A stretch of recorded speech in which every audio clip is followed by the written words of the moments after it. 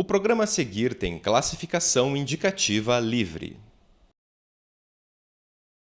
Um dos cartões postais de Curitiba, a região do Centro Cívico é um dos locais mais visitados na capital paranaense. Por aqui, as construções de grandes edifícios públicos é que são as atrações. Em outros locais da cidade, também temos outros exemplos de arquitetura oficial. E essas construções você conhece agora no Caldo de Cultura. Olá, o Caldo de Cultura, entrevista agora o escritor Miroslav Monteza.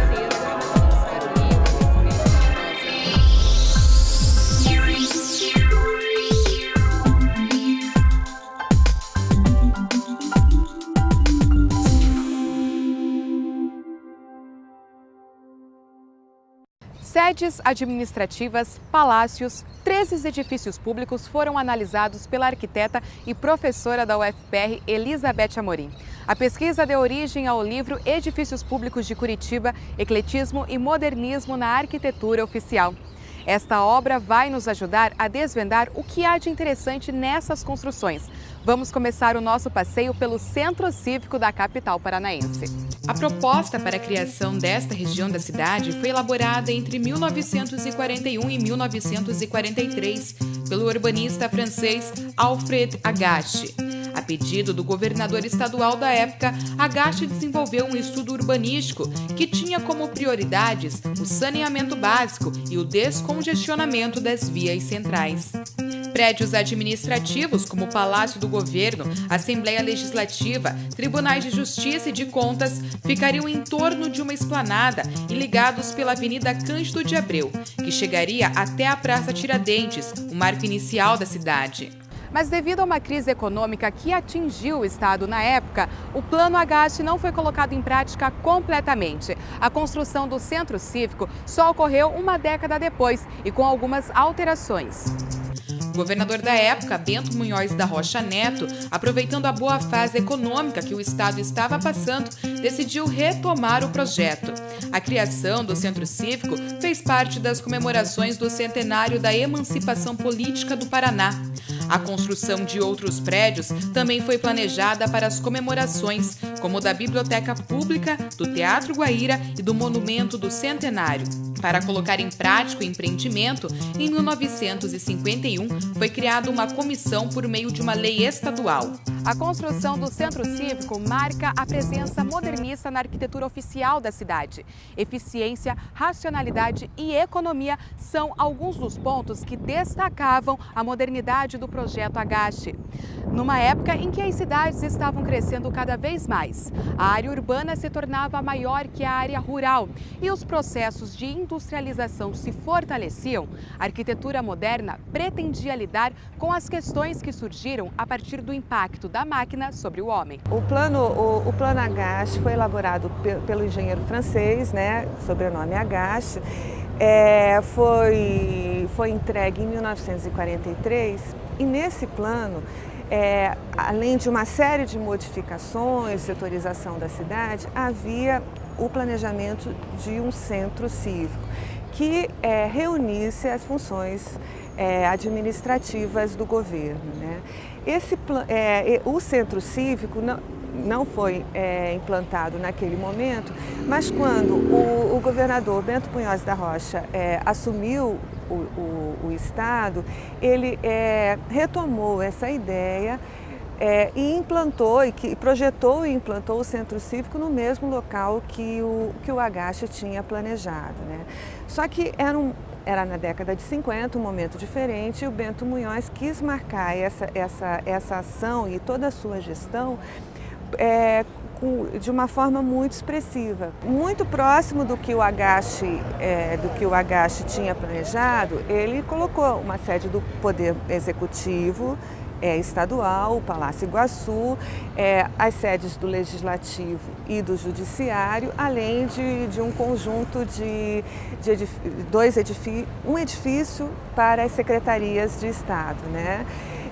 O plano original do Centro Cívico foi, aos poucos, modificado, porque durante a gestão do Bento Munhoz, ele não teve condições de concluir. Houve uma geada muito forte no norte do Paraná, o dinheiro ficou mais difícil, tudo, e todos esses edifícios do Centro Cívico foram assim, sendo inaugurados muito paulatinamente, né? E nesse tempo, percorrido esse tempo, o plano foi se modificando, né? Mas ainda, né, guarda muitas das características do plano original. A pesquisa feita pela professora da UFPR abrange um período de mais de 100 anos da arquitetura oficial de Curitiba. Edifícios públicos como o Palácio da Liberdade, hoje sede do Museu da Imagem do Som. Na época, a Rua Barão do Rio Branco, onde fica a construção, era uma das avenidas principais de Curitiba. O primeiro edifício público construído foi no início da província do Paraná, que foi o edifício da Assembleia, onde hoje está a Biblioteca Pública, na Rua Doutor Muricy. Logo em seguida, era um edifício, assim, na verdade, uma construção existente que foi readequada, mas logo em seguida, em 1857, foi construído um segundo edifício, que foi o Liceu de Curitiba.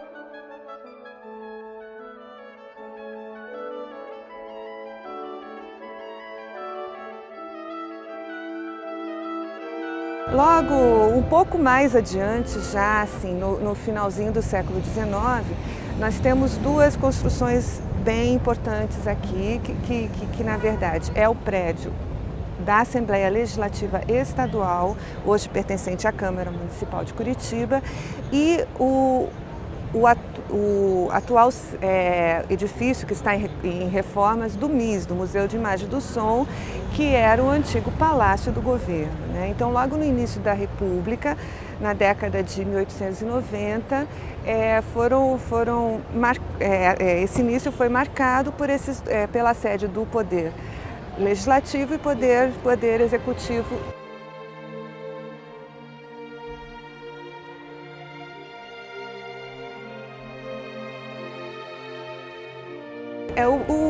A sede do MIS, a sede do antigo Palácio do Governo, ali na Barão do Rio Branco, era uma antiga residência, né, que foi adaptada para Palácio do Governo. Mas, sem dúvida, uma residência que se destacava no contexto urbano e que, por isso, foi escolhida para a sede do Poder Executivo Estadual. Agora, o prédio da antiga Assembleia Legislativa, onde hoje está a Câmara Municipal, sem dúvida é um exemplo assim, muito marcante dessa arquitetura que quer se diferenciar pelos seus elementos formais, né? Em 1938, o Palácio do Governo saiu da Rua Barão do Rio Branco para o Palácio São Francisco, hoje atual Museu Paranaense. E em 19 de dezembro de 1954, depois da construção do monumental Centro Cívico, foi inaugurado o Palácio Iguaçu, uma arquitetura modernista, sede do governo até hoje.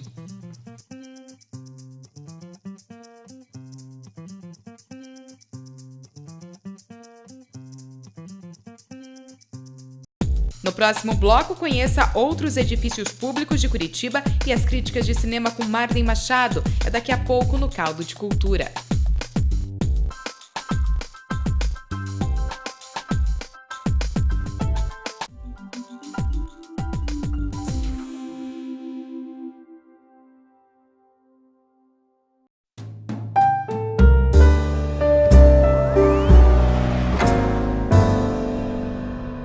Vou falar hoje sobre dois filmes importantes da história do cinema que comemoram 50 anos neste ano de 2014. O primeiro deles é Os Reis do Iê, Iê, Iê, uma tradução assim abrasileirada para A Hard Day's Night, que é o título original do filme, também de um dos discos dos Beatles.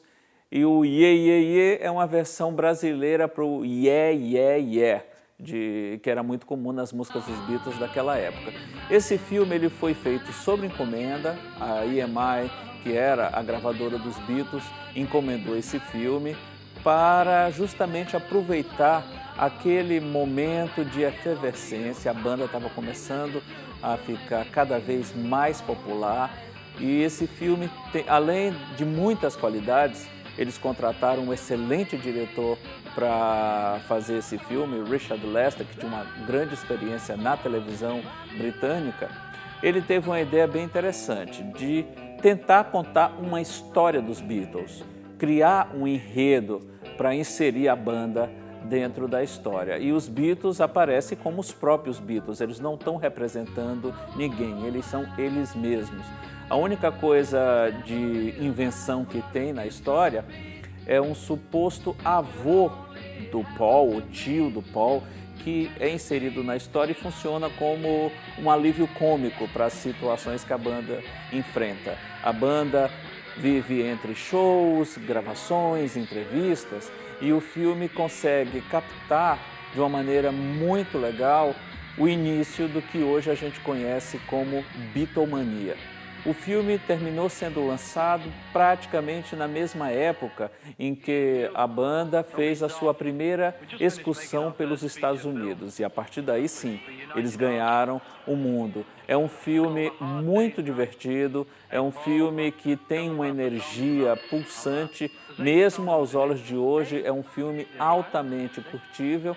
E é um filme também muito criativo nos planos, nas movimentações de câmera. Tudo isso torna a Hard Day's Night, ou como é conhecido aqui no Brasil, Os Reis do Iê, Iê, Iê, é um título até melhor do que o título que foi dado em Portugal. Acreditem, em Portugal esse filme recebeu o título de Os Quatro Cavaleiros do Após-Calipso. Pavoroso. Outro filme importante, que também completa 50 anos esse ano, é 007 contra Goldfinger. Por que ele é importante? O 007 já existia, o primeiro filme dele é de 1962. Teve um segundo filme, Moscou contra 007, de 63. Mas esse 007 contra Goldfinger, que foi dirigido pelo Guy Hamilton, ainda com Sean Connery no papel do agente secreto de Sua Majestade, ele é importante porque foi a partir desse filme que tudo aquilo que hoje a gente conhece e acompanha e gosta do 007 foi introduzido pela primeira vez. É nesse filme que tem a clássica abertura de ele passando assim de lado, dentro daquela coisa meio circular, parecendo um túnel, e ele atira. É nesse filme também que, pela primeira vez, ele abre com um prólogo. Você vê uma historinha que está acabando para depois ter a abertura e começar a nova aventura do 007. Então, isso foi feito pela primeira vez nesse filme também. Outra coisa que esse filme introduziu foi o carro mais famoso entre os muitos carros já utilizados pelo James Bond em toda a sua carreira. E são mais de 50 anos de filmes e mais de 20 filmes feitos. O Aston Martin aparece pela primeira vez neste 007 contra Goldfinger. E uma outra coisa também que foi apresentada pela primeira vez num filme do 007 foram as bugigangas eletrônicas, aquelas coisinhas, aqueles apetrechos, aquelas miniaturas, aqueles suportes para salvar o nosso herói em situações de perigo, criadas pelo cientista do Serviço Secreto Britânico, o que também apareceu pela primeira vez neste filme. Então, por esses e muitos outros motivos, além de ser um bom filme de ação, 007 contra Goldfinger, que completa esse ano 50 anos, talvez seja o mais importante dos filmes de toda a série do 007, porque foi ele que definiu o 007 que a gente conhece e gosta até hoje. Até a próxima semana. O que hoje é o Paço da Liberdade foi a primeira construção da cidade criada exclusivamente para ser a sede da Prefeitura de Curitiba, o Paço Municipal. O prédio foi construído no início do século XX. É um edifício extremamente importante, né, que começou a ser projetado em 1913, foi concluído em 1916. É um projeto do engenheiro civil Cândido de Abreu, na época prefeito da cidade, né? E ele tem, assim,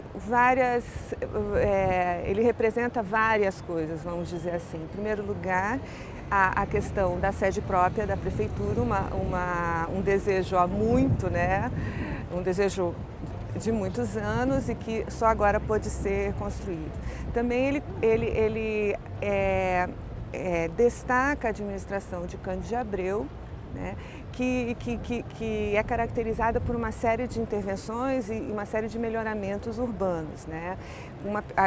A nossa pesquisa também, uma outra pesquisa revelou que esses melhoramentos não foram só característicos do Cândido de Abreu, mas que vinham sendo realizados desde 1903, assim, paulatinamente pelas diversas administrações municipais. Mas, enfim, é um momento de afirmar Curitiba como capital, de calçar ruas, de arborizar praças, de instalar o bonde elétrico, né? E é o momento de dar uma sede própria ao poder municipal. É importante a gente lembrar que o Paço Municipal ele foi sede da Prefeitura e da Câmara de Vereadores, né? Ele era sede dos dois poderes, né? E toda a composição dele marca essas duas instituições, né? É um prédio de composição clássica, né? De proporções clássicas, todo ornamentado, né? Com Art Nouveau, com estilo Art Nouveau, o que marca assim a modernidade dele, né? Assim, fazer um edifício público Art Nouveau naquele momento era realmente uma grande novidade e o Cândido de Abreu, que era uma pessoa extremamente experiente, que já esteve próximo de projetos da cidade de Belo Horizonte, a reformas do Rio de Janeiro, ele marca aqui a modernidade de Curitiba com isso, né? Agora, sim, o Paço ele está estrategicamente colocado, né, voltado para a rua Barão do Rio Branco, e muitos dizem que é a rua do poder e ele, claro, ele dá um fim a essa rua, né, que começa na estação ferroviária, passa pelo Palácio do Governo, pela Câmara Legislativa e chega no Paço, que está inserido numa grande praça, né, com a estátua do Barão do Rio Branco voltado para a estação, e é realmente um fecho para esse eixo, importante eixo político e comercial da cidade, né? Na década de 60, o Paço da Liberdade já estava pequeno para abrigar tantos setores da Prefeitura de Curitiba. Em 1961, o prefeito da época anunciou a construção da nova sede. O Palácio 29 de Dezembro, que também fica no Centro Cívico, foi inaugurado em 1969. Ao longo das pesquisas, elementos da arquitetura eclética e da modernista foram encontrados nas construções dos prédios públicos de Curitiba. Mas a autora afirma que, independentemente do estilo arquitetônico que eles têm ou da época em que foram construídos, os edifícios públicos possuem características únicas, traços específicos da arquitetura oficial. Na verdade, essa questão de discutir, né, o ecletismo e o modernismo na arquitetura oficial vem assim de várias questões que a gente, né, essas diferenças que são muito bem colocadas de estilo, de postura de projeto, tudo, e que, na verdade, com o estudo foi detectando-se que, apesar de ter diferenças formais, essa arquitetura tem um fio condutor, né? Tem características que são comuns tanto nesses edifícios que são datados assim do começo do século XIX, começo do século XX, como esses edifícios da década de 50 que são representados pelo Centro Cívico, né? Esse fio condutor, essas características comuns, é justamente a monumentalidade, a elaboração formal, a questão do destaque no meio urbano, né, que todos os edifícios públicos devem ter. E daqui da Avenida Cândido de Abreu, Centro Cívico de Curitiba, nós encerramos mais um Caldo de Cultura. Se você quer rever essa e outras edições, acesse o nosso site. A UFPR TV também está nas redes sociais. Tenha uma ótima semana e até a próxima!